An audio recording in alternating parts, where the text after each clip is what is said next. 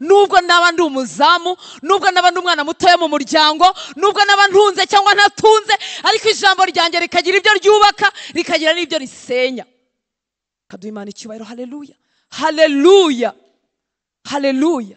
Ntabwo Yesu yadusize mu isi ngo tube indushyi, tube abantu bapfuye, abantu barembye. Yasize itorero rikomeye, amarembo y'ikuzimu atabasha kunyeganyeza. Igifaransa baravuga ngo corps et âme. Ndaje wese n'ibingize byose, ninjye na Yesu kugeza ku iherezo ry'urugendo. Isi yacurama, isi yahindukira, abandi bantu bose babivamo, ninjye na Yesu. Haleluya. Ababijemo ikintu cya mbere kidukomeza ni ukwiyemeza. Ntabwo umuntu yiyemeza ko yagize imbaraga, umuntu ariyemeza ko nyine yiyemeje. Ikintu cyari cyarakubase, cyarakwiboheyeho, wajya kubona ukabona inyota yacyo irakamye neza, ukavuga uti naramubonye. Haleluya. Akiza ibyaha, ukamusanga warishwe n'agahindura, umuntu utajya useka, ntumenya aho amahoro yavuye, kuko amahoro ya Yesu azi ibyo usaba bitaraboneka. Witegereza ko uzahinduka udasanzwe, ahubwo saba izo mbaraga. Uvuga uti muri icyo kibindi kimeneka ubusa, muri icyo kibindi kidakomeye, ndashaka imbaraga zawe. N'ubundi ntabwo ari twebwe, n'ubundi niyo. Haleluya. Reka tuyihe icyubahiro. Haleluya. Ndagushimira ko ndiho, ndagushimira ko nakumenye. Reka tumubwire. Haleluya. Ndagushimira ko nababariwe, ndagushimira ko amazina yanjye yanditse mu gitabo cy'ubugingo, ndagushimira ko nta kintu na kimwe cyankura mu biganza byawe. Bivuge nawe, utavuga ngo ni Hortense bari kuvuga. Oya, twarababariwe, amazina yacu yanditswe mu gitabo cy'ubugingo. Haleluya. Ngo afashe mu kiganza cye gutya, wowe na data baramfashe, ngo nta muntu n'umwe wamvuvunuramo. Ni ukuri ujye ugendana ibyiringiro. Haleluya. Cyangwa ukamenya uburyo wakunzwe. Amaso ye ntatuvaho, amatwi yari ku byo dusaba, atwitayeho. Iyo dusitaye aratubwira ngo komera mwana wanjye. Ntabwo ari umubyeyi mubi uvuga ngo awa, ariko se awa murayizi cyangwa niyo abakecuru? Si umubyeyi mubi uvuga ngo awa, ngo reka wumve ngo nakubwiye. Oya, arakubwira ati humura mwana wanjye, komera, ongera ubyuke, ongera ugwize imbaraga, hanyuma twongere tugende. Haleluya. Urukundo rwe ruravura. Niyo mpamvu ikintu ukeneye kumenya no gusobanukirwa no guhishurirwa ni urukundo rwe. Kandi biratugora kurumenya iyo dushatse kurumenya mu bisanzwe, kuko isi itagira urukundo rudafite impamvu, tubura icyo tubigereranya nabyo. None ukajya ugira ngo Imana igukunda kuko wakoze amasengesho y'iminsi 3. Abiyirije haleluya, abatiyirije haleluya. Ukajya ugira ngo yagukunze cyane, mbese ngo turi mu masengesho ngo ubu yadukunze cyane. Oya shenge suko, yuzuye imbabazi no kugira neza. Haleluya. Yadukunze tutaramenya n'akantu na kamwe kukuyumvira no kuyubaha. Yadukunze tutaramenya no kuvuga ngo twasenze. Oya, yuzuye urukundo. Nubwo gusenga bidukwiriye, kuko turi ahantu hatari iwacu. Mwari mubizi, iyo umuntu atari iwabo aritwararika. Tuzataha rimwe, tuzataha mu gihugu iwacu mu ijuru. Hano rero kuko atari iwacu, turasenga tukiyiriza kugira ngo duhangane na wa mwanzi utifuza ko twazagera iwacu amahoro. Ntiyakubuza kugerayo warakijijwe, ariko yakubuza kumara icyo wagomba kumara mu minsi udutijwe. Mwibuke ko tudakizwa nk'abakuwe mu muriro, kuko iyo dukizwa nk'abakuwe mu muriro tuba twarakijijwe urya munsi tugapfa tukajya mu ijuru. Rwose mba naragiyeyo ijoro nakirema agakiza, ndaryibuka, sinenzi no gusenga, ariko umutima wanjye namenye ko ndi umunyabyaha nkeneye Imana. Iryo joro yo mfa mba naragiye mu ijuru. Ariko icyatumye tutajyayo nuko tugifite ibyo gukora. Haleluya. Kandi ntago twabikora ngo tubirangize, imbaraga z'Imana zituzuye muri twebwe. Niyo mpamvu dusenga. Amen. Aho ubundi turakunzwe. Niba warizeye Kristo ukihana, warababariwe, uzajya no mu ijuru. Ariko mbere yuko tugenda, hari ibyo tugomba gukora. Tugomba gusenya ubwami bwa Satani, tugakurayo abahungu n'abakobwa atwaje igitugu, tugahagarara, tukabohoza bene wacu bagakizwa, tukazazamukana iminyago. Haleluya. Haleluya. Ibintu byose biturushya tuzabisiga inahangaha. Ndatangiye kandi. Ibi bintu ubona biturushya, byamaze twubaka ntiyuzure, cyangwa tukabura ibibanza byo muri Kigali ngo byarahenze, ibi bintu byose tuzabisiga inaha. Biradukwiriye, turakabitunga, ariko najya nkubwire ko tuzabisiga hehe? Ino. Habe n'akamodoka kakukunda ngo kazaguherekeza. Habe. Mwari muzi ko igiteye ubwoba n'abacu babugufi nibadakizwa nabo tutazajyana. Niyo mpamvu dukwiriye kubasengera, tugasenya ubwami bw'umwijima bubatwikiriye, tukabakuraho ibyo bitwikirizo kugira ngo umucyo w'ubutumwa bwiza ubarasire. Haleluya.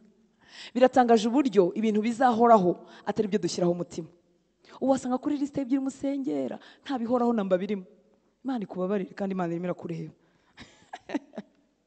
Ushyiremo kuri liste ufite y'ibyo usengera, ushyiremo n'ibidashira, ushyiremo n'ibihoraho. Haleluya. Ushyiremo n'ibyiteka ryose, ubugingo bw'abantu, kuzura imbaraga z'Imana ukayikorera ukiri n'ahangaha, gusigwa n'Imana kugira ngo ibitangaza n'ibimenyetso bidukurikire, abavuga ko Imana itabaho bayibone. Sibyo nshuti z'Imana? Unyongerereho ibidashira. Imana ibaho umugisha. Turabashimira kuza gusenga, turabashimira gutumira n'abandi. Umwami Imana yumve gusenga kwawe, kandi si umugome, si umugizi wa nabi ngo azakwima twabombo tw'inahangaha. Azatuguha, azaguha kubyara, azaguha gushaka, azaguha gukikira, azaguha aho utura, azaguha za bombo z'inahangaha ko ni umubyeyi. Haleluya. Abana bacu badutumye za shokora, kandi tubizi ko zica n'amenyo, tubizi ko zigira, ariko tunyuzamo tukazibaha. Siko bimeze? Kandi turi babi, niko bivuga. Data rero ntazakwima ibiryohere n'ahangaha, azabiguha. Haleluya.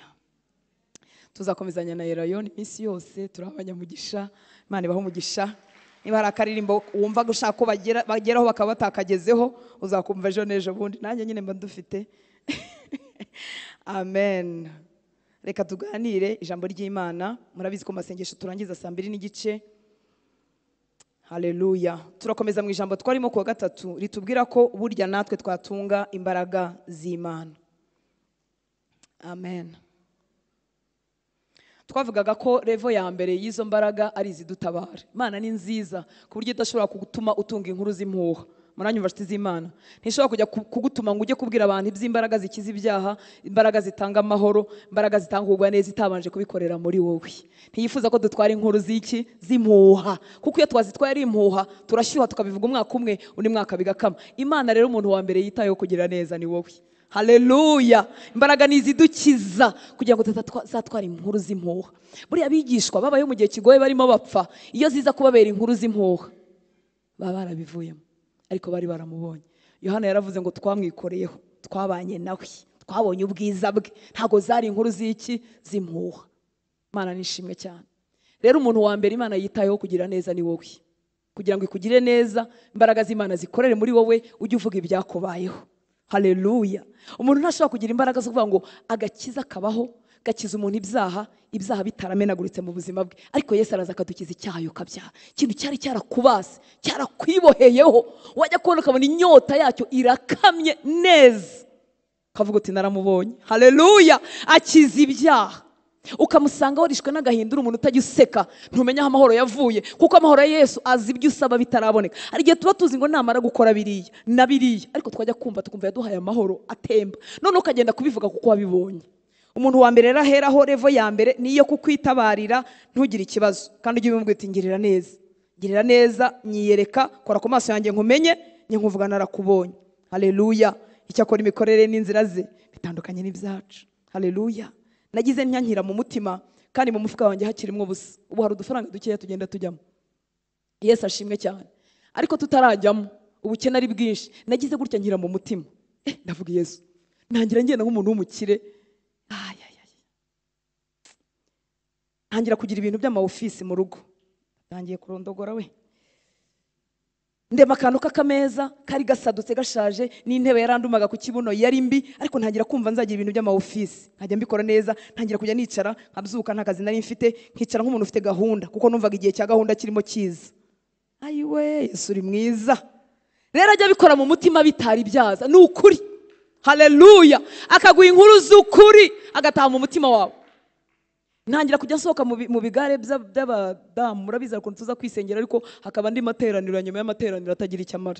None ntangira kujya nyasohokamo nk'umuntu ufite gahunda.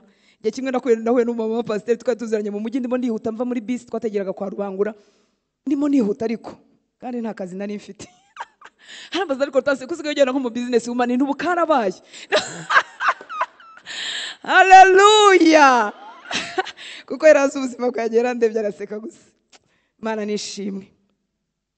Imana nishimwe. Nari nkivuga imbaraga za mbere rero ko Yesu azakugirira neza kugira ngo guhe inkuru zitari iki, zitari ibihuha. Imana nishimwe cyane. Revo ya kabiri twari twavuze ngo ni imbaraga aduha. None si izinkiza gusa, aragenda agasuka nize muri njyewe zikagenda zitwuzura.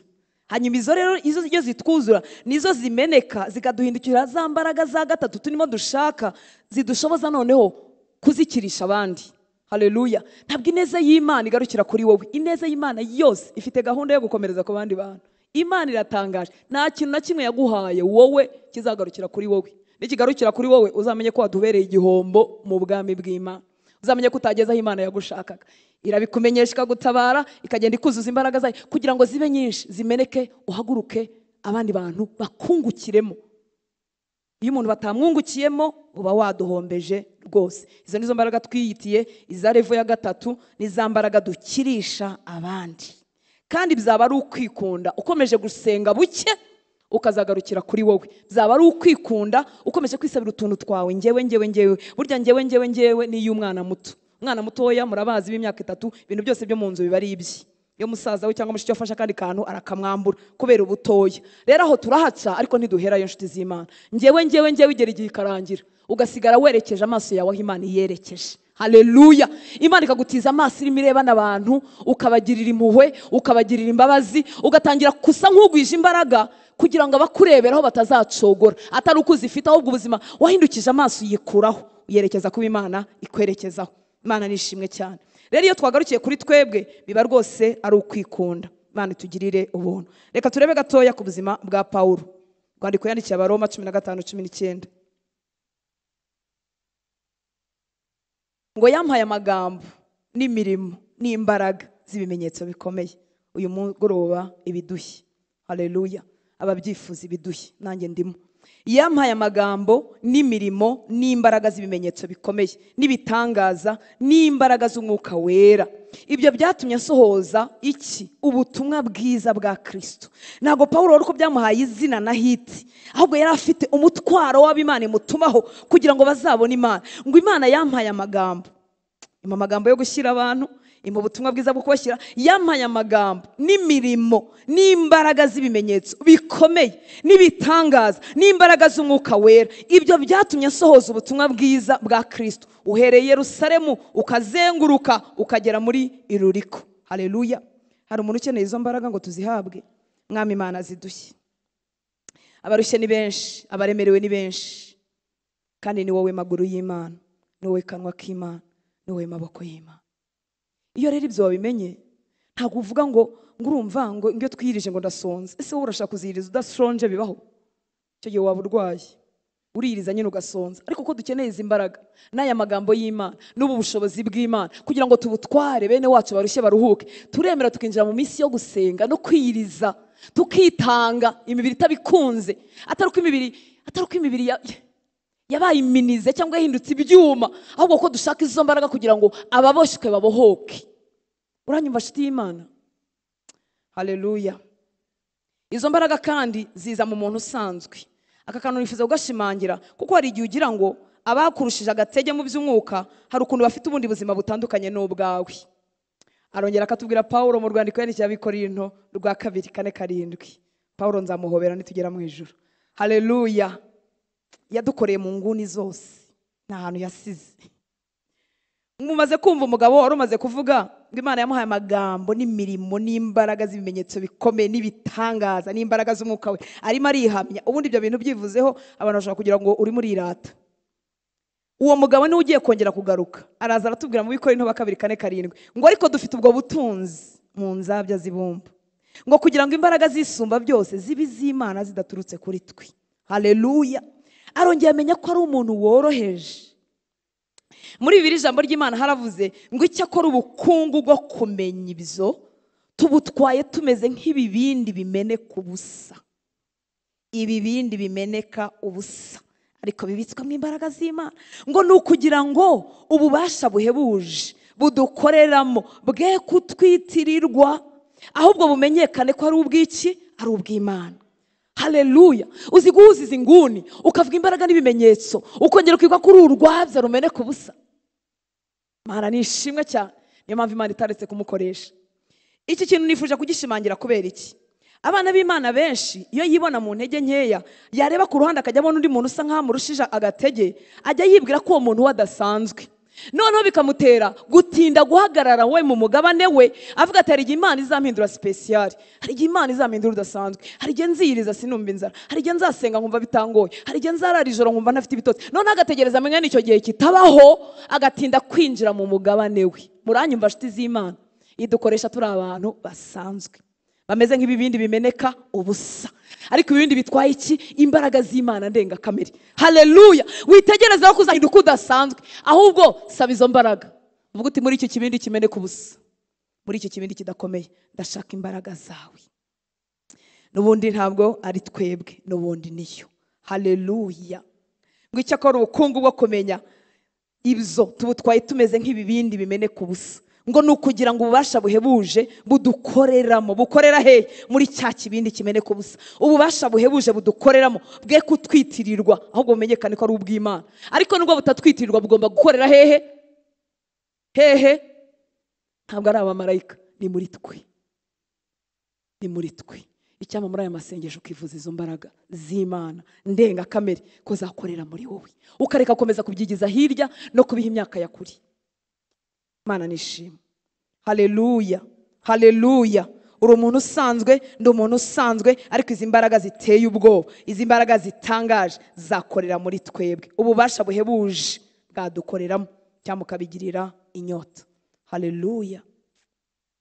Twari turimo kwibaza rero ngo none kwiza imbaraga tutarimo kuzibonaho kandi zihari, ko Imana itazimanye, ko twasanze Yesu nta shyara afite ryo kuvuga ngo abantu bazanduta, ahubwo yaratubwiye ngo nimundute cyane. Yohana 14:12 yaratubwiye ati nimundute cyane, nimukore ibirenze ibyo nakoze, kuko njyewe ndagiye kwa Data. Nta shyara afite ryo gutanga imbaraga. None kuki tutazibonaho? Harabura iki? Nibyo ngibyo twari turimo twibaza. Icyo dusabwa rero, ni mpamvu turi mu minsi yo gusenga, no kugira ngo twigire imbere tuzisingire. Haleluya. Intwaro ya mbere no gukomerera mu byo twizeye.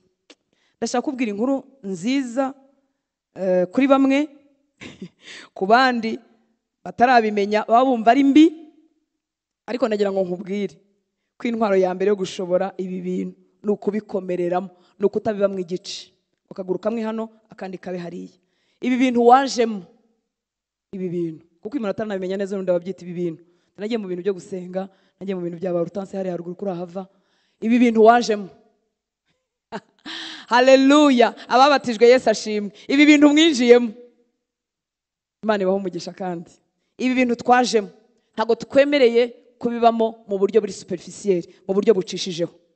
Iyo ubibayemo mu buryo bucishijeho urinda usaza utagwije imbaraga z'Imana. Ariko ibintu twajemo, nubwo imbaraga z'Imana arizo zibidushoboza, tugira akantu kitwa kwiyemeza mu mitima yacu. Twavuga uti nje wese, mu Gifaransa baravuga ngo corps et âme, ndaje wese nibingize byose, ninjye na Yesu kugeza ku iherezo ry'urugendo. Isi yacurama, isi yahindukira, abandi bantu bose babivamo, ninjye na Yesu. Haleluya. Ababijemo ikintu cya mbere kidukomeza ni ukwiyemeza. Ntabwo umuntu yiyemeza ko yagize imbaraga, umuntu ariyemeza ko nyine yiyemeje.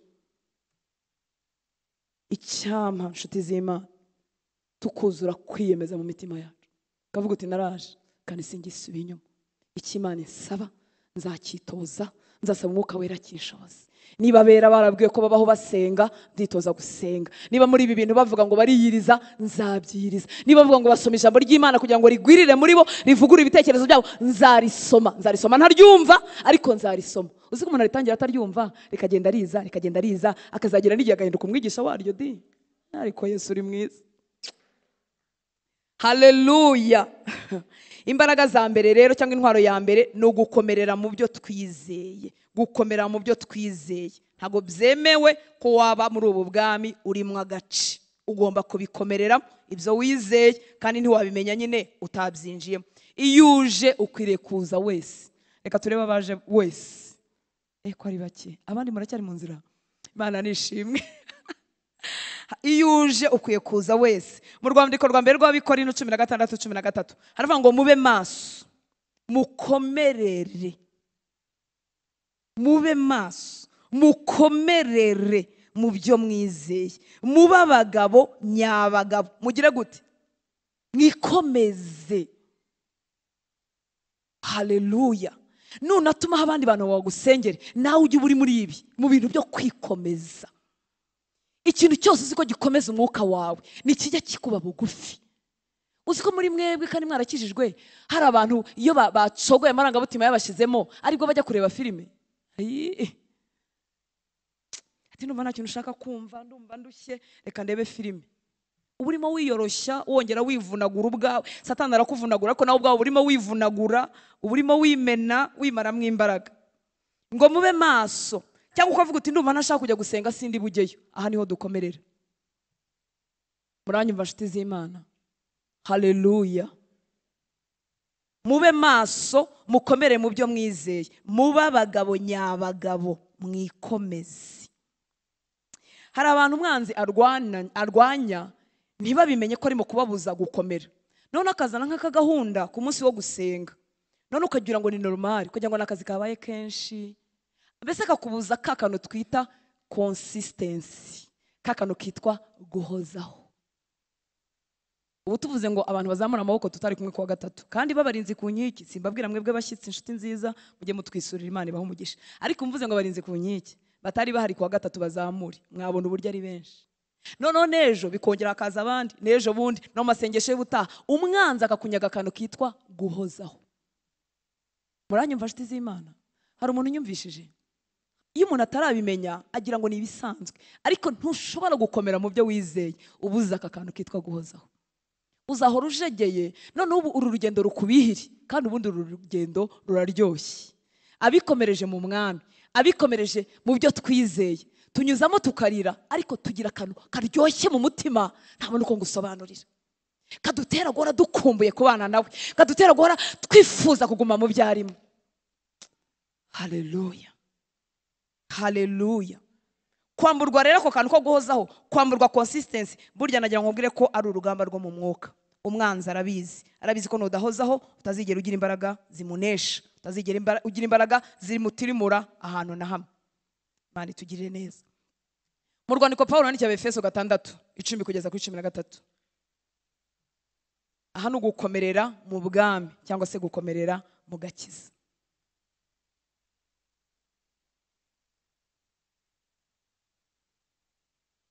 Kujegerera muri ubu bwami bizatuma umwanzi akomeza kukugiraho imbaraga. Bavuze ngo ibisigaye mukomerere mu mwami. Mugire gute? Paulo niwe ntumwa izi ibintu by'ubuntu rwose no gushobozwa n'Imana rwose no gushobozwa n'Umwuka Wera. Ariko aratubwiye ngo ibisigaye mukomerere mu mwami. Mwebwe twebwe dukomerere mu mwami no mu mbaraga z'ubushobozi bwe bwinshi. Mwambare intwaro zose z'Imana kugira ngo mubashe guhagarara mudatsinzwe n'uburiganya bwa Satani. Ngo kuko tudakirana n'abafite amaraso n'umubiri, ahubwo dukirana n'abatware, n'abafite ubushobozi, n'abategeka isi y'umwijima n'imyuka mibi y'ahantu ho mu ijuru. Nuko rero mutware intwaro zose z'Imana kugira ngo mubashe gukomera ku munsi mubi, kandi murangije byose mubashe guhagarara mutagize gute? Mudatsinzwe. Muzi ko nta plan yo gutsindwa Imana ifite abana bayo. Haleluya. Nta hantu bihari, nta hantu biteganyijwe ibyo gutsindwa kwacu. Turi ubwoko butsinda, bugatsinda, bukanesha, bukongera bukanesha. Reka duhe Imana icyubahiro. Haleluya. Haleluya. Ukomerere mu mwami no mu mbaraga z'ubushobozi bwe bwinshi. Wambare intwaro zose z'Imana kugira ngo ubashe guhagarara. Ni ukuvuga ngo iyo utabikoze guhagarara birakunanira. Hari ikintu kizikubita ku buzima bwawe ugahita urambarara rwose. Ukavuga uti Imana ntibaho. Ibiriho ibihe byari kumbaho. Oyiriho. Iriho kandi si we wa mbere byabayeho. Birakomeye, birababaje, bivunnye umutima, ariko iracyari Imana.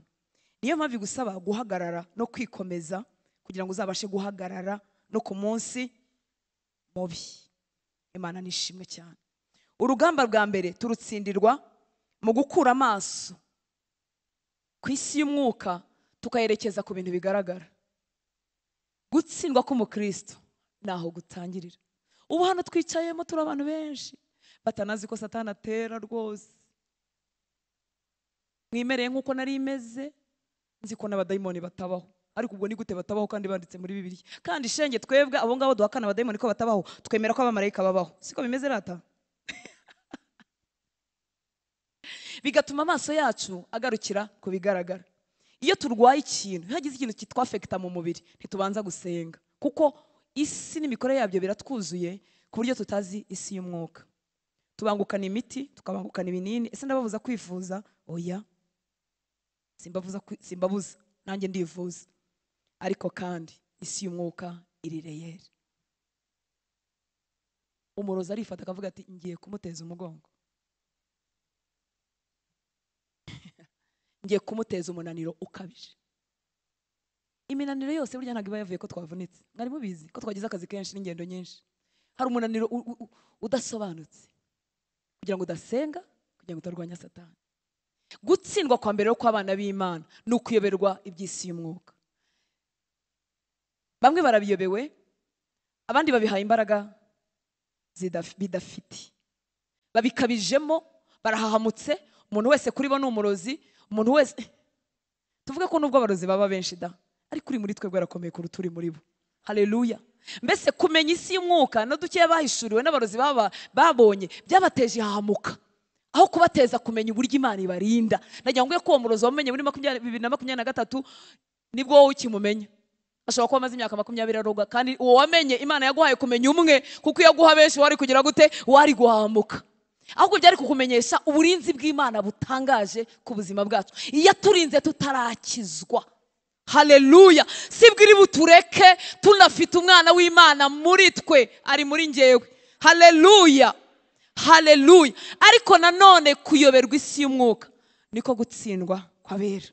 Bituma ibintu byose tubirebesha amaso, tukabibonera mu mubiri, tugafatira ibyemezo mu mubiri, tukagarukira aho ngaho, umwanzi akatujyana uko ashaka. Kuko tudakirana n'abafite amaraso no mubiri, ahubwo dukirana n'abatware, n'abafite ubushobozi, n'abategeka isi y'umwijima n'imyuka mibi y'ahantu ho mu ijuru. Ntabwo dayimoni atura muri twebwe abagize umugisha wo gukizwa, bakihana, bagahinduka abigishwa. Ariko kutwoherezaho ibitero ari hanze yacu birashoboka. Ashobora kubona ufashe amasengesho rwose, akaguteza inzara kuva saa 9 za nijoro, kandi muri saa 9 ubusinziriye. Ariko inzara ikaza saa 9 ukayumva mu mbavu, ukayumva mu kifu, birimo gukora ku mwanzi. Noneho utabimenya ugahita urya, kuvuga uti nzasenga ubutaha. Ubutaha nabwo azaba gihari. Yesu nashimwe. Nuko rero mutwara intwaro zose z'Imana kugira ngo mubashe gukomera ku munsi mubi, kandi murangije byose mubashe guhagarara mudatsinzwe. Nagira ngo hagumane mu mutima wawe no mu bitekerezo byawe ko mu migambi y'Imana ku buzima bwawe nta gutsindwa kurimo. Mubashe guhagarara mudatsinzwe. Haleluya. Udutsindishiriza ari kumwe natwe, ari mu ruhande rwacu, mubisha wacu ntawe. Ntiyigeze apanga ngo nagera imbere rero ngo bizamunanira ngo azatsindwa. Oya, aravuga ngo no mu mataba nzaba ndi kumwe nawe, naca no mu gikombe cyitwa baka nzagenda mugwiriza imbaraga. Haleluya. Muri biri jambo ry'Imana akavuga ngo hasigaye mushaka amaboko kuri Nyagasani. Twaje gushaka amaboko kuri Nyagasani. Iyo dusenga, iyo twiga ijambo ryo turibikira mu mitima yacu no mu bitekerezo byacu, tuba turimo gushaka amaboko kuri Nyagasani, ngo no ku bubasha bwe bukomeye. Mwitwaze intwaro z'Imana kugira ngo mubashe guhagarara kigabo. Ziko n'abagore turimo. Haleluya. Nukuri mpagaze kigabo nubwo ndi umugore. Ngo mwitwaze intwaro z'Imana kugira ngo mubashe guhagarara kigabo, mudatsinzwe n'uburiganya bwa Satani. Turekeraho kuba abantu bifuza kugirirwa impuhwe, tukaba ingabo z'Imana, tukamera nk'abasirikare bahaze amagara yabo, babwira Satani bavuga ngo ugenje ni njye uzarangizanya ijambo rya nyuma. Agaturuka ibumoso, agaturuka iburyo, agaturuka aho dukunda no mu bo dukunda, tugahagarara kigabo.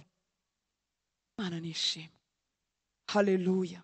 Satani nta mbabazi adufitiye, kandi azi ko afite n'igihe gitoya. Niyo mpamvu yivanayo wese n'imbaraga ze zose. Ariko iyo twitwaje intwaro z'Imana tubasha guhagarara kigabo, tudatsinzwe n'uburiganya bwa Satani. Ngo kuko ibyo turwana nabyo atari abantu. Atari iki? Abantu. Umuntu wese ukora nabi afite izindi mbaraga zimusunika.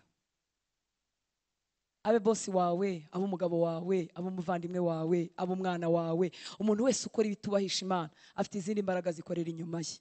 Iyo rero ukuye amaso uzi izo mbaraga ukareba umuntu uhita ugira abanzi benshi. Ntugire n'abanzi gusa, nawe ubwawe ugacogora ukavuga uti yarananiye ze gukizwa. Umugabo ukamuta kandi ari we Imana yari imaze kubona muri urwo rugo ngo izagukoreshe kuzana agakiza muri uwo muryango, ariko kuko amaso areba ku bigaragara, kuko tutarwana, kuko ibyo turwana nabyo atari abantu, kuko ibyo turwana nabyo atari abantu, ahubwo ni ibinyabutware. Ahantu muri ijambo ry'Imana ndahakunda, babihaye uburemere bifite. Ni ibinyabutware, ni ibinyabushobozi, ni ibihangange bitegeka isi y'umwijima. Ariko reka mbabwire, ni ibihangange birimo ubusa. Amasengesho y'abera arabihanantura. Haleluya! Abera biyeguriye Kristo, bahindutse abigishwa ba Kristo. Iyo basenze, ijambo ry'Imana ryatubwiye ngo iyo dusenganye umwete, haleluya, gusenga kwacu kugira umumaro mwinshi. Ijambo ry'Imana kuvuga ngo amasengesho y'abakiranutsi, ngo iyo basenganye umwete, ngo ni ibikoresho Imana ikoresha umurimo wayo. Byitwa ibinyabubasha n'ibihangange bitegeka isi y'umwijima, ari byo zangabo zigira nabi ziba ahantu ho mu ijuru, zitwariye iyo ngiyo mu kirere. Impamvu bifite aya mazina nuko iyo byagukanze utaramenye uwo uriwe mu mwami, udafite ijambo ry'Imana ribitse muri wowe, urakangika. Ngo nicyo gituma mukwiye gufata intwaro zose z'Imana, bityo igihe cy'iminsi mibi muzabashe guhangana. Mufite imbaraga muri mwe zo guhangana, muzabashe guhangana na wa mwanzi, maze byose birangiye mube muhagaze mudatsinzwe. Finale yacu ni ugutsinda. Haleluya! Ibintu biguteye ubwoba nagira ngo bibwire uti finale yanjye ni ugutsinda, finale yanjye ni ubuhamya. Haleluya! Maze byose birangiye muba muhagaze mudatsinzwe. Byari ibinyabubasha, byari ibinyabushobozi, byari ibihangange, ariko turangije byose ni twebwe duhagarara tudatsinzwe. Haleluya! Muri ubu bwami rero turahagarara tugakomezwa, twamara gukomezwa tugakomezwa. Nta minsi y'intege nkeya. Bibiliya iravuga mu Bikorinto wa mbere 10:12 ngo nuko rero wibwira ko ahagaze agire gute? Yirinde atagwa. Turakomezwa, tukongera tugakomezwa, tukongera tukagwiza imbaraga.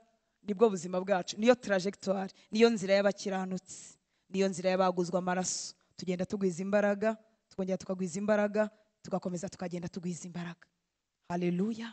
Kandi umwami Imana ari kumwe natwe, dufite gishyigikira urugendo, ntago turi twenyine.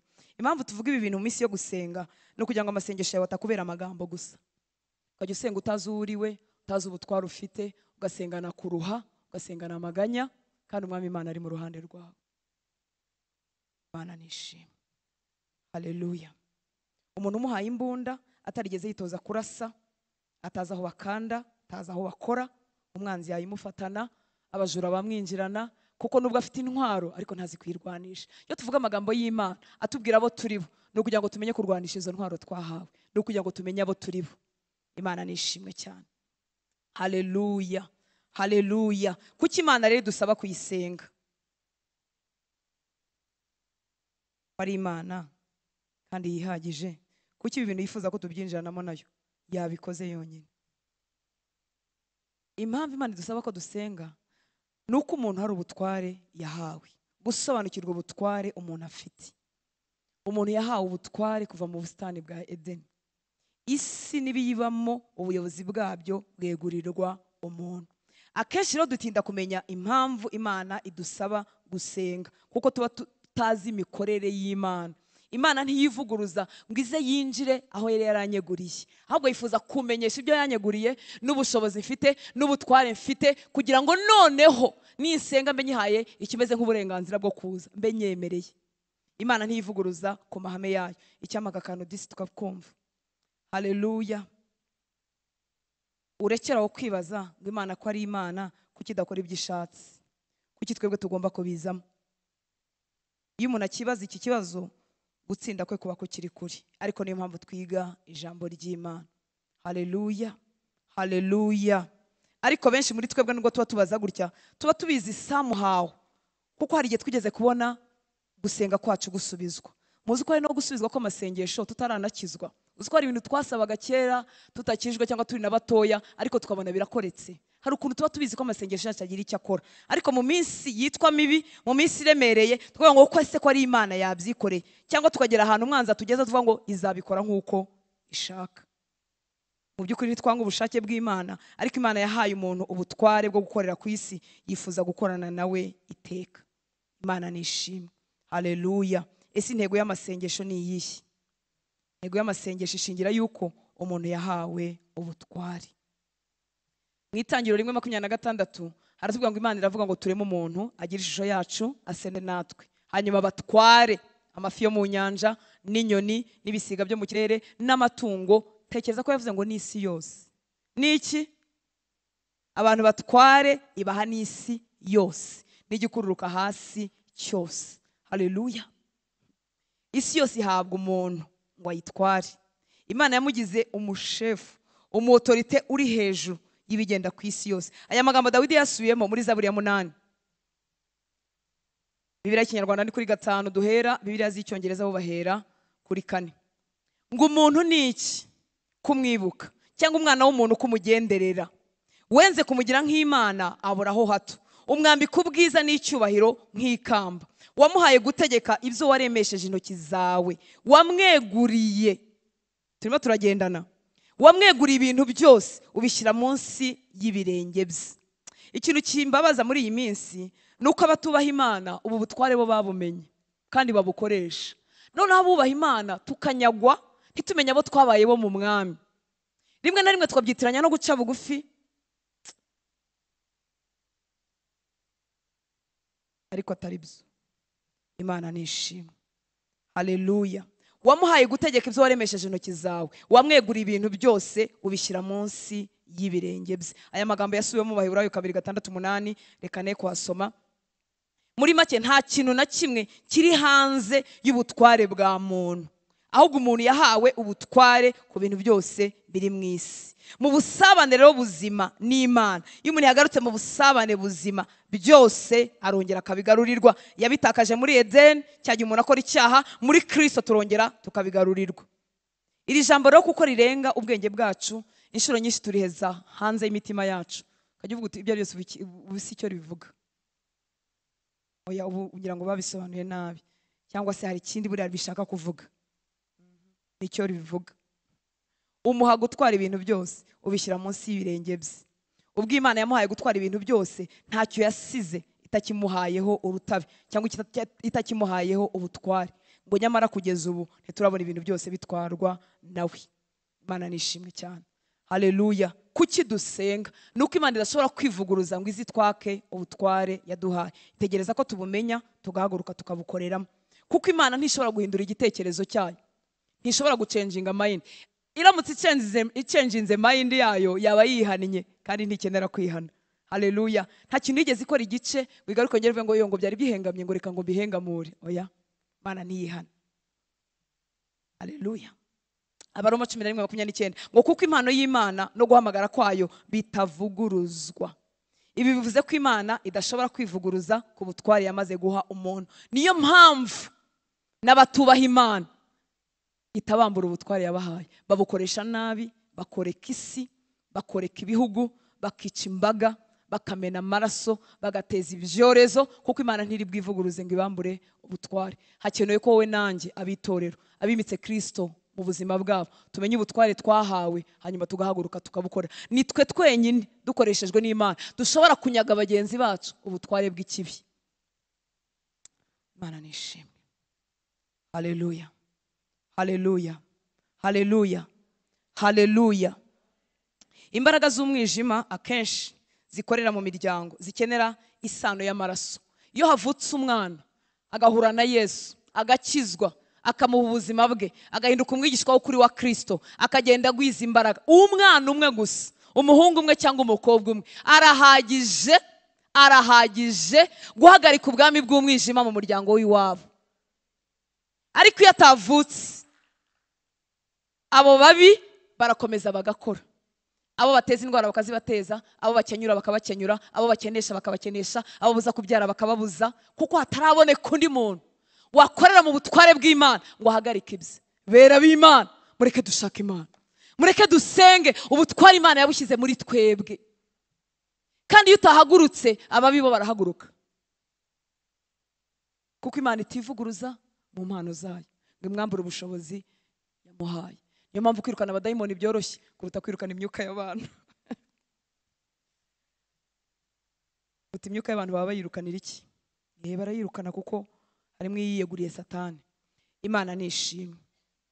Haleluya, haleluya. Mu Kubara 23:19 ngo Imana si umuntu ngo ibeshye, kandi si umwana w'umuntu ngo yicuze. Ibyo yavuze no gukora ntizabikora, ibyavuye mu kanwa kayo no gusohoza ntizabisohoza. Imana ntizicuza ngo yambure umuntu ubutware yamuhaye, ntizabihindura kugeza rwose ku iherezo ry'ibigomba gukorerwa ku isi. Niyo mpamvu iyo umuntu atiga ijambo ry'Imana yicara avuga ngo ariko izi ntambara, ngo aba bana bapfa, ngo izi nda zikurwamo, ngo ariko Imana ntibireba. Irabireba, kandi nawe ikongera ikakureba ikakubaza ngo ariko se buriya we ntabireba. Wabyumvise? Ikibaza impamvu utabireba, ikibaza impamvu duhora tuvuga ngo rate ya divorce ngo mu Rwanda ngo irimo irazamuka, ngo imibare ngo irahora yiyongera, ngo yikubye inshuro zingahe. None Imana ikareba ikavuga iti ariko se buriya bariya b'inginzi barebanize ku nkike, se bo ntibabibona? None natwe tukaba turi hano tukavuga ngo se Mana ntubireba.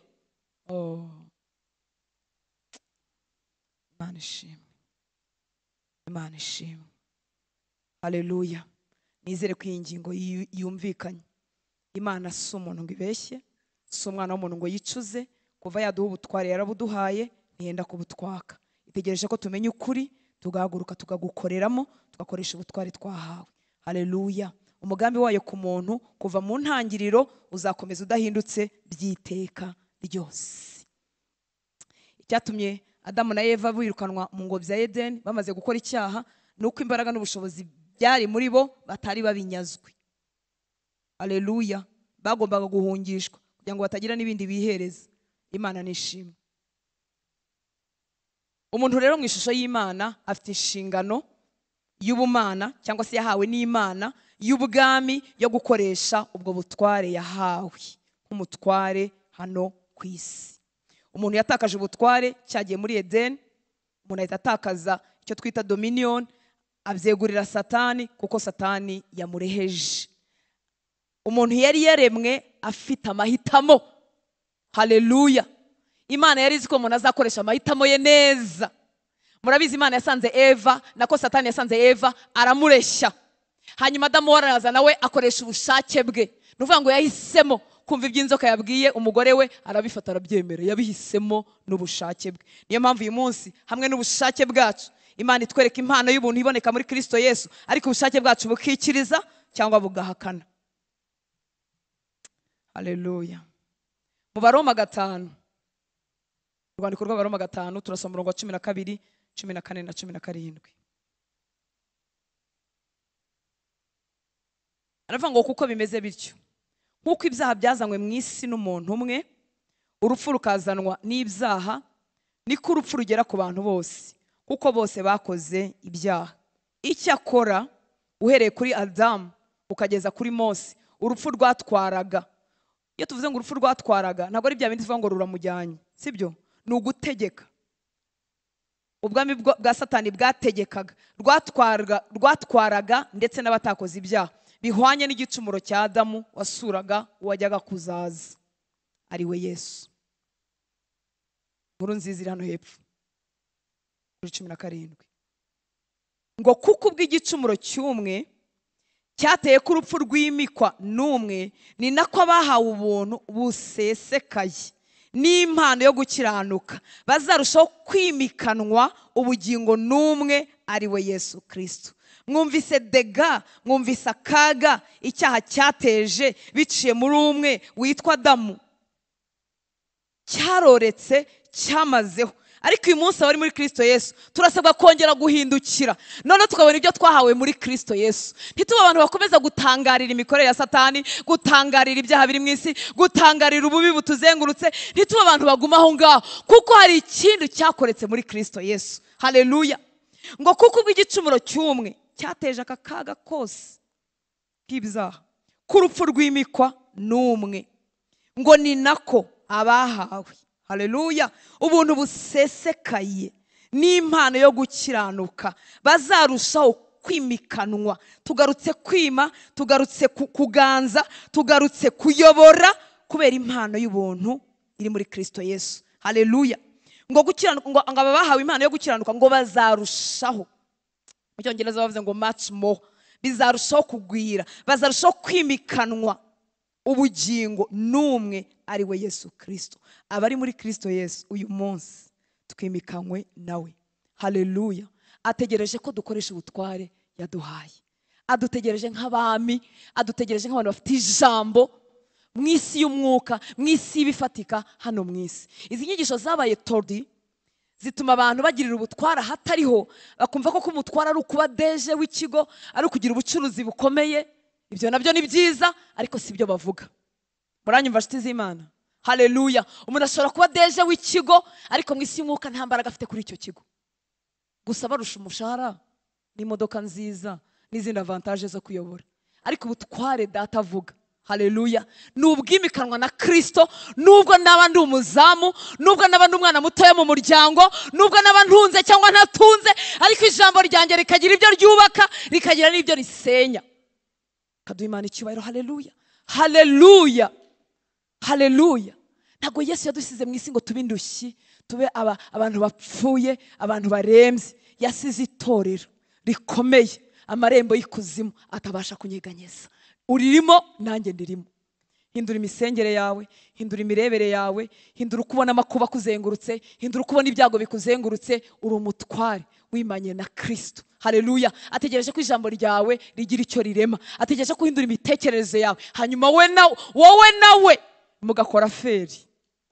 Haleluya, haleluya. Iminsi twongejwe igihe twakizwaga ngo ntidupfe, yari iminsi ngiye kwinjira muri business za data. Wowe na so mugiye gukorana business, mukagira ibyo musenya, mukagira ibyo mwubika. Haleluya. Mugahabwa ijambo rimeze nk'inkota rishobora gutuma abantu bakizwa, mugahabwa imbaraga mu misengere yanyu, amasengesho agasohoka ameze nk'imirimo z'umuriro. Mukubaka, mugasenya, mukarandura, bigakunda. Ariko utamenye kumenya ko ijambo ry'Imana ntabwo wabasha kubikoresha. Ukomeza uri indushyi iruhiye mu gakiza. None ukajya ugira ngo bafite imbaraga nuko bafite ibibazo bikeya. Oya, nuko bamenye hari ikintu bamenye utaramenya. Haleluya, haleluya. Mana ishimwe cyane, Mana ishimwe.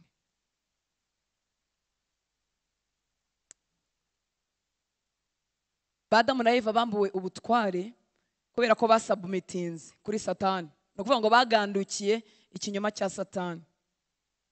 Kuva bakikigandukira bahise batakaza ubutware bwabo, bajya munsi ye kuko barabumuhaye. Ibibazo birimo ubupfapfa tujye twibaza, ruvuga ngo ariko se ngo kuki Imana ngo yashyize ngo Satani mu isi, ngo isi ko natwe tuzayijyamo, ngo bose ngo yirebe handi handi mujyana. Yari yizeye ko ufite ubutware n'ubushobozi.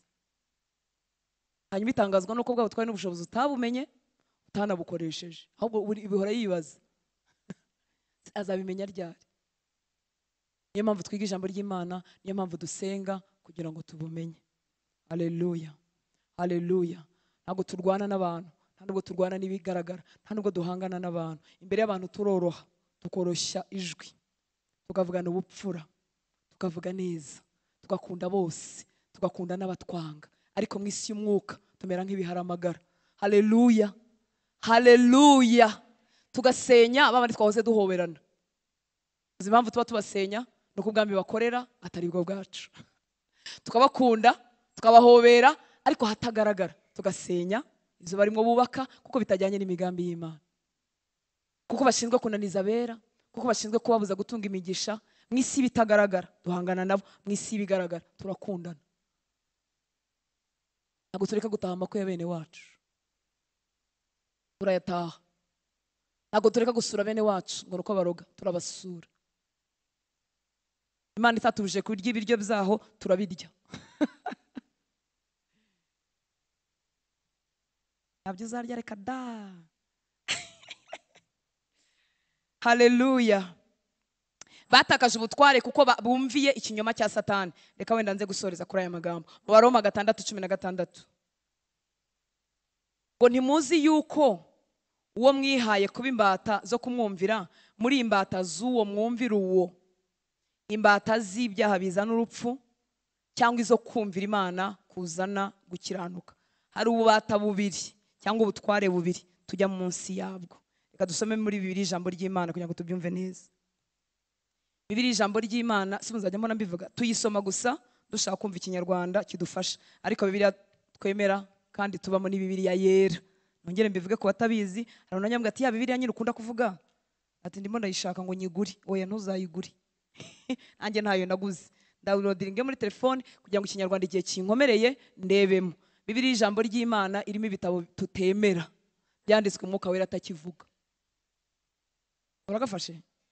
Ariko abadahari bwo nzongera mbasubiriremo. Yesu nashimwe cyane.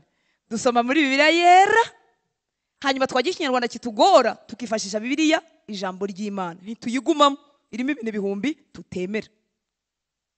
Eba n'ibindi banahinduye ukuntu nigeze gusoma ndumirwa. Bivuga oya mwanya wagiye. Reka dusome muri Bibiliya ijambo ry'Imana 16, Abaroma 6:16.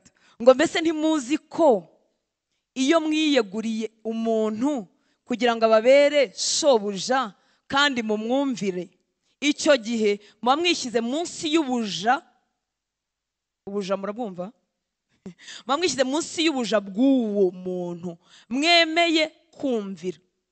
Byaba ari ibyaha mwiyeguriye bizabageza ku rupfu, kwaba ari ukumvira Imana bizabageza ku butungane. Satani biramworoheye kukunyaga ubutware, abikora mu buriganya bwo kugushyira mu cyaha. Ntago muburana mu masengesho, ntago muburana ngo uriyiriza, ntago muburana iyo ndetse kugandukira Imana, iyo ndetse kumvira Imana, hanyuma nkemera kujya mu cyaha, mba musubije ubutware nahawe. Niko ijambo ry'Imana ritubwiye. Mwabyumvise? Mbese ntimuzi ko iyo mwiyeguriye umuntu kugira ngo ababere shobuja kandi mu mwumvire, icyo gihe muba mwishyize mu buja. Aho niho Satani ashukira abera, niho hari inyigisho nyinshi z'ibinyoma ko umuntu ashobora gukizwa ariko agakomeza akibera mu byaha. Iyo twakijwe ntago twitwa abanyabyaha. Oya, ntago tuba tukiri abanyabyaha. Ushobora gukora icyaha ariko ntubukire umunyabyaha. Ariko nanone Pawulo yaravuze ngo ntiturageza aho tuvisha amaraso mu ntambara turwanya icyaha. Uzi ko umaze gukizwa imbaraga z'icyaha zavunaguye ku buzima bwabo. Buryo uzi ko ufite twabivuze ubushize, ufite imbaraga zo kubihakanira muri wowe. Rero si ikibazo cy'uko Imana itazakubabarira. Reka tuve muri izo deba, z'uko Imana itazatubabarira. Izakubabarira, ariko urimo uratakaza ikintu cy'ingenzi. Kuko iyo ubuzima bwawe butwawe n'icyaha, Bibiliya tubwiye ngo wishyize munsi y'ubuja. Muri make kuvuga ngo mu izina rya Yesu ndakwirukana Satani, biba ari amagambo aramushimashima. Ahubwo aravuga atongera uvuge kuko numva bimeze nk'umuziki. Byahindutse indirimbo nziza zirimo melody, kubera ko wishyize hehe? Munsi y'ubuja. Icyaha kitwambura ubutware bwo mu mwuka. Basore, bakobwa, nshuti z'Imana, niba uri muri Kristo Yesu, hunga. Ni nako Bibiliya yavuze ngo duhunge irari rya gisore. Niba uri muri Kristo Yesu, hari inzira utamanukamo, hari telefone utitaba, hari message udasoma, hari abantu hitubroka kuko urishyira munsi y'ubuja. Satani azakugiraho ijambo. Abarozi b'iwanyu ntuzanabakanga habe namba. Masengesho yameze nka twatuberse n'udukirarya twaturimba baririmbira abantu kugira ngo basinzire. Ariko abagandukiye Imana, haleluya, haleluya, ababwira Mwuka Wera ngo shoboza kubaha Imana nubwo byansaba kubura ibyanjye byose, nubwo byampindura umuswa, nubwo bavuga ko ntagendana n'ibigezweho, nyigisha kubaha Imana. Mwene abo ngabo iyo dusenze bimanuka bimeze nk'ibirimi by'umuriro, ubwami bw'umwijima buratumenya. Haleluya, haleluya. Ibyaha si ibyakozwe gusa. N'ahantu hose tutagandukiye Mwuka Wera, n'ahantu hose tutemera gupfa, umubwira ngo ntaba ari njyewe, randura ubwibone bwo mu mutima wanjye, ndiyuzuye, nuzuye hortense, bimaremo. Ibyo bintu byose ni ibintu bitwambura imbaraga mu isi y'umwuka. Iyo tugize kantu dukorera mu isi y'umwuka kugira ngo baturebe, tuba twiyambuye imbaraga, kandi abarozi bo barabimenya. Aravuga ati yewe nashaka vuza indura bire n'ikiyodore nko ku kiba cyandenze, ariko nta, kuko niwe wiyuzuye. Satani n'umuriganya. Mureke ijambo ry'Imana rigwirire mu mitima yacu. Haleluya, haleluya. Tujye munsi y'ubutware bw'uwaduhaye ubugingo, hanyuma tugwize imbaraga, hanyuma dutware, hanyuma dusenye ubwami bw'umwijima. Imana nishimwe. Haleluya, haleluya. Ikiganiro Satani yagiranye na Yesu kitwereka neza ko ubutware bw'isi yari yarabweguriwe kugeza igihe Yesu yabumunyagiye. Yaramubwiye muri Matayo 4:8-9. Noneho kandangirize hano tuzakomeza ejo. Matayo 4:8-9. Ngo umwanzi arongera amujyana mu mpinga y'umusozi muremure cyane, amwereka ubwami bwose bwo mu isi n'ubwiza bwabwo. Aramubwira ati biriya byose. Ntabwo Satani yabeshyaga. Ntabwo yarimo kubwira umuntu utazi ibyanditswe, ntabwo yarimo kubwira umuntu utazi amahame yo muri ubu bwami. Mu nyumva nshuti z'Imana. Haleluya. Yarazo wavugana nawe uwo ari we, bari baziranye. Kuko ngo yamuteze n'ikindi gihe bari baziranye. Ibi rero si inkuru z'impimbano, kwari ukuri. Ngo aramubwira ati biriya byose ndabiguha nupfukama ukandamya. Iri jambo riratwereka neza ko Satani yari agifite ubutware, yari agifite ubwami bw'isi n'ubwiza bwabwo. Abwira Yesu ko yabumuha kuri kondisiyo imwe yo kumupfukamira akamuramya. Kuko Yesu napfukama akaramya Satani, nawe arababyemeje, nawe arababishyigikiye ko ubutware rwose bufitwe na Satani. Muri make waruje kudutsindira, imbaraga zo kudutsindira adafashwe n'icyaha ziraba zikuweho, umugambi w'Imana uburizwemo. Iyo Yesu aza gupfukamira Satani, yahitamo guhabwa ubwo butware atarinze kujya ku musaraba. Uyu munsi twari kuba twese tukiri imbata za Satani. Imana nishimwe. Haleluya, haleluya, haleluya. Yesu rero nk'umwana w'umuntu wumvira, ugandukira Imana, yakoresheje icyo natwe dufite uyu munsi. Yashingiye ku butware bukomeye bw'Imana buri mu ijambo ry'Imana, yishingikirije gukora k'Umwuka Wera atsinda Satani. Haleluya. Niyo mpamvu imbaraga z'Imana zikorera muri twebwe ziri mu gace ko kumvira Imana, ziri mu gace ko kumvira Imana. Niyo mpamvu umuriganya adashaka ko abantu twumvira Imana, kuko igihe ntumviye Imana mba nabiguranye, nagiye munsi y'ububata bwa Satani. Icyatumye Yesu Satani atamubasha, ntigeze agaragarwaho n'igicumuro namba, ntigeze akora icyaha namba. Reka duhinire hano, tuzakomeza ku munsi w'ejo. Mwami Yesu abaho umugisha. Reka duhaguruke itorero ry'Imana. Haleluya. Mwami Imana kugwirize kumenya, Mwami Imana kugwirize guhishurirwa uriwe muri Kristo Yesu. Ushobora kuba urimo kurira uyu munsi ariko ntabwo uri nyagupfa. Ushobora kuba urimo kubabara uyu munsi ariko nturi umuntu wabuze uko agira. Mu kanwa kawe, ku rurimi rwawe hariho imbaraga, ubuzima bwawe bwuzuye ubutwari.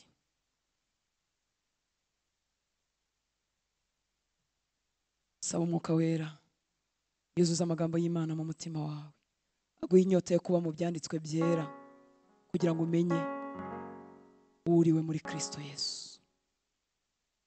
Ijambo ry'Imana rigwire mu mutima wawe. Ahantu ukeneye gukoresha ubutware, umenye ko ari ukwiye gukoresha ubutware aho kwicara utegereje Imana. Tuzakomeza kubisobanura ku munsi w'ejo kubwo buntu bw'Imana.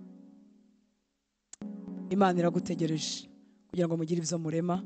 Imana iragutegereje kugira ngo mugire ibyo musenya. Ushobora kugira umuturanyi mwiza uzi kubaka inzu, uzi kubaka agakosora, ariko inzu yanjye nubwo yaba irimo kuva, ntabwo yakwinjira iwanjye ntamuhaye ubutware, ntabwo yakwinjira iwanjye ntamwemereye. Imana yaduhaye isi, yayihaye abantu. Niyo mpamvu dusenga, nagira ngo ko ngako ukagumane mu mutima wawe. Impamvu dusenga, gusenga kw'abera ni nka invitation, ni ubutumire duha Imana kuza gukorana natwe, kuza gukora mu byacu. Usohoke mu bantu bavuga ngo ubusa Imana ntibizi, usohoke mu bantu bavuga ngo ubusa igihe nasengeye. Iyo tutamuhamagaye ntabwo akorera mu byacu, kuko ubutware yarabuduhaye. Uwo mwubatsi nubwo yaba azi kubaka inzu, yarinda impirimo igihe cyose ntamuhaye uburenganzira bwo kuza kunyubakira.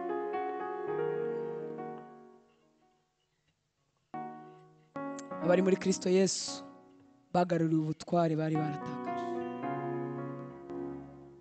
Haleluya, haleluya. Reka twongere dusenge. Muzamurira amaboko, mubwire uti ndaguhamagara mu byanjye, ndaguhamagara mu banjye. Ndavuga ubuzima hatari ubuzima, ndavuga ubuzima mu bana banjye, ndavuga ubuzima mu rugo rwanjye, ndavuga ubuzima muri business zanjye, ndavuga imbaraga zawe mu mwuka wanjye, ndavuga inyota yo kuba mu ijambo, ndavuga imbaraga zo gusenga. Data, twongeye kukwegurira ubuzima bwacu. Waradukijije Yesu, ntabwo tukiri mu bubata bwa Satani, ntabwo tukiri munsi y'ubuja bwe. Uyu mugoroba tuje kukubwira ngo turifuza kukugandukira, turifuza kukubaha kugira ngo tuyoborwe nawe wenyine, ubutware bwacu bwongere bugaruke aho twabutakaje. Ndaguhamagara rero mwami w'abami kugira ngo uzukore mu buzima bw'abera, kore mu buzima bw'abahungu n'abakobwa. Twaje muri iyi minsi yo gusenga, korera tuguhaye ubutumire, tuguhaye ikaze, turakwemereye. Ngwino winjire mu buzima bwacu, ngwino winjire mu buzima bwacu. Impinduka z'ubumana zihagaragare. Ndavuga ubuzima, ndavuga amagara mazima, ndavuga ubuzima ku bana bari bapfuye, ndavuga ubuzima ku bana batwashwe igitugu na Satani, ndavuga ubuzima ku bari bishwe n'urumogi, ndavuga ubuzima ku bari bishwe n'ubusambanyi, ndavuga ubuzima mu mago yacu ahatari ubuzima, ndavuga ubuzima mu ngingo zacu, ndavuga ubuzima mu mibiri yacu, ndavuga ubuzima mu nshako zacu, ndavuga ubuzima mu mirimo y'amaboko yacu, ndavuga ubuzima ahari umwuma, ahari urupfu, ahari ukunyagwa, ndavuga ubuzima, ndavuga ubuzima, ndavuga ubuzima, ndavuga ubuzima, ndavuga imbaraga zawe. Tuguhaye rugari, tuguhaye umwanya, tuguhaye umwanya, tuguhaye umwanya, tuguhaye umwanya, tuguhaye umwanya. Turakwemere, tuguhaye bariya bagore n'abagabo, bene wacu, abavandimwe bacu, abo twashakanye, abo twabyaye. Tuguhaye ibitekerezo byabo. Ijambo ryawe ryaratubwiye ngo dufatamire ibitekerezo tukabikugomorera Kristo. Tuguhaye ibitekerezo by'abacu batakubahaga. Uyu mwanya imbaraga zawe zinjira mu bitekerezo byabo, imbaraga zawe zinjira mu bagabo bafite abagore bari hano batarakizwa mu izina rya Yesu. Imbaraga zawe zinjire mu bana bafite ababyeyi babahagarari, zinjire mu bavandimwe bafite abavandimwe babahagarari mu izina rya Yesu. Imbaraga zawe ndamenagura ibyo byose byubatse mu bwenge, ibyo bisika, ibyo bihome. Duhaye imbaraga zo gukubita hasi ibihome bibuza abantu gukizwa, yaba bari hano, yaba twasize mu mago. Mu izina rya Yesu ibyo bihome ndabikubita hasi, ndabisenya mu izina rya Yesu. Ijambo ryawe rigira umwanya, ijambo ryawe rigira umwanya. Ndabaguhaye kuko wabampayeho ubutware, ndabaguhaye kuko ufite amaraso yawe atemba mu yanjye, kuko wahuje umubiri n'amaraso natwe abana, kandi tukaba dufite isano y'amaraso n'abari abana, bari abagabo bacu, bari abagore bacu, bari abana bacu, bari abavandimwe bacu. Ndabaguhaye ko dufitanye isano y'amaraso. Ndabaguhaye ibitekerezo byabo ndabitwikurura, ubuzima bwabo ndabutwikurura, kugira ngo ubutumwa bwiza bugire umwanya mu mitima yabo. Ndavuga ubuzima, ndavuga amahoro mu mago atarimo amahoro, ndavuga guhuza inama hagati y'abagore n'abagabo batahuzaga inama, ndavuga kongera guhuzwa kw'ababyeyi n'abana mu izina rya Yesu, mu izina rya Yesu, mu izina rya Yesu. Ndavuga imbaraga zawe zirokariza abana ababyeyi babuze mu izina rya Yesu Kristo w'i Nazareti. Aho ubusabane bwacitse ndaburemye, ndabwubatse mu izina rya Yesu. Ababyeyi batakivugana n'abana, nubatse ubwo busabane kubw'imbaraga zawe mu izina rya Yesu. Abo mwanzi yaratwaje igitugu turabamwambuye. Ibicaniro byubatse mu miryango, byubatse muri bene wacu, ibicaniro by'ikuzimu, ibicaniro by'abarozi, ndabisenya, ndabimanura mu muriro wawe, kugira ngo ibyo wifuza mu mpera z'uyu mwaka bihinduke ubusa mu izina rya Yesu. Ibitambo byose bari bafashe mpiri ndabibanyaze kubw'amaraso yawe Yesu. Ndavuga imbaraga zawe no gutwikirwa n'amaraso yawe kuri ababera bahungiye munsi y'amababa yawe, aba bahungu n'abakobwa, aba bagore n'abagabo. Ndabavugaho umugisha wawe womatane na buri muhungu, umugisha wawe womatane na buri mukobwa, umugisha wawe womatane n'umugore n'umugabo. Itegeko ribi ryose ryashyizwe ku buzima bwe ryamburwa imbaraga uyu mwanya. Ndamuvugaho umugisha, ndamuvugaho guhirwa, ndamuvugaho guhuzwa n'imigambi umufitiye. Turadepuya, turambura imbaraga, ndanyaga, ndahindura ubusa ibisabwa by'abakozi ba Sekibi basaba ku buzima bw'Abanyarwanda, ibyo basaba ku buzima bw'itorero, ibyo basaba hano ku barinzi ku nkike, bihinduye ubusa mu izina rya Yesu. Binyunyujemo imbaraga zabo, bikambuyemo imbaraga, bihinduye sanze fe mu izina rya Yesu. Ndavuga uburinzi no kugirirwa neza ku bahungu n'abakobwa. Ikimenyetso cy'amaraso kibabeho, kuzenguruka no muri uwo mwuka wera bibuzure, bagira amahoro, barote inzozi nziza zo mu ijuru, bagira amahoro. Uburinzi bubabeho, bubane na kubabo, bube ku byo bakora, imirimo y'amaboko yabe secured mu maraso yawe, imiryango yabo irindirwe mu maraso yawe. Urakoze mwami w'abami, turagushimira abo watugizeho, watugize abami n'abatambyi w'Imana nawe mwisi. Washyize ijambo ryawe ku rurimi rwacu, wadukuye munsi y'ubuja bwa Satani. Reka izo mbaraga zabuzaga aba bahungu n'abakobwa kugwiza imbaraga zo gukora iby'Imana ishaka zimenagurike muri aya materaniro mu izina rya Yesu. Uburetwa bushyira umuntu mu bata bw'icyaha, bukamusambanisha, bukamutwaza igitugu. Uburetwa buteza umuntu ibitotsi uko asenze, uko yize ijambo. Uburetwa butera umuntu guhora hasi, bumenagurike uyu mwanya mu izina rya Yesu. Uwo munyururu ucike mu izina rya Yesu. Imbaraga z'ubumana ziba umugabane. Ahabwa imbaraga hejuru ya masturbation, ahabwa imbaraga hejuru ya pornography, ahabwa imbaraga hejuru y'ubusambanyi bw'uburyo bwose. Ahabwa imbaraga zimugurukisha, zimutuza hejuru yabyo mu izina rya Yesu. Ubushake bubi bumushiremo, yuzurwe no kubaha Imana kubw'imbaraga zawe no gukora kwawe mwuka wera. Urakoze mwami, urakoze papa. Dusabiye umugisha abana bawe bagize inzara n'inyota yo kuba mu nzu yawe. Dusabiye umugisha bakoze imirimo itandukanye hano hantu, ubaha umugisha, ubagire neza, bakomeze bavomererwe. Reka iri joro ribe ijoro ryo kuvomererwa kwinshi, kuzuzwa imbaraga z'umwuka wera, ijoro ryo gusenga. Iki kirere tucyuzemo kuvugana nawe n'amasengesho nawe. Wari wacogoye ahabwa imbaraga, utari washoboye kwiriza uyu munsi ahabwa imbaraga ku munsi w'ejo azabishoboye, utari washoboye gusenga ahabwa imbaraga ku munsi w'ejo azabishoboye. Inzira zari zikinzwe zikinguke mu izina rya Yesu. Uburiganya bwa Satani uhinduke ubusa ku buzima bwe mu izina ryawe Yesu. Urakoze mwami, icyubahiro cyose nikikugarukire, ni mu izina rya Yesu dusenze.